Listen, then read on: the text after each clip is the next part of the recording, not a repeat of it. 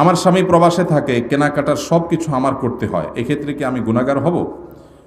কোনো বোন তার স্বামী যদি প্রবাসে থাকেন, দেশে তার বাজারঘাট করে দেওয়ার মতো কোনো মানুষ যদি না থাকে, তিনি যদি বাজারঘাট করার জন্য, কেনাকাটা করার জন্য যাওয়া লাগে, শরঈ পর্দা মেনটেন করে তিনি যেতে পারবেন, কিনতে পারবেন। তবে যদি অন্য কোনো পুরুষ লোক থাকেন আশেপাশের, যাদের দিয়ে কেনাকাটা কাজটা সারা যায়, তাহলে সেটাই করা উচিত, ওইটাই অধিকতর উত্তম।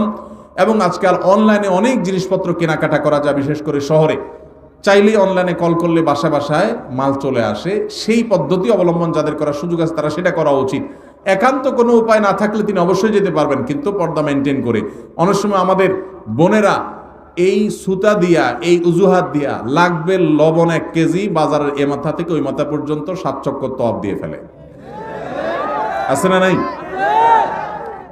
এই জন্য ইন্নামাল আমালু বিন্নিয়াত। আপনার স্বামী প্রবাসে আছে, বাজারে যাওয়া জায়েজ আছে, হুজুরের কাছে মাসালা নিয়েছেন, নিয়ে এবার বাজারে বাজারে ঘুরতেছেন অহেতুক।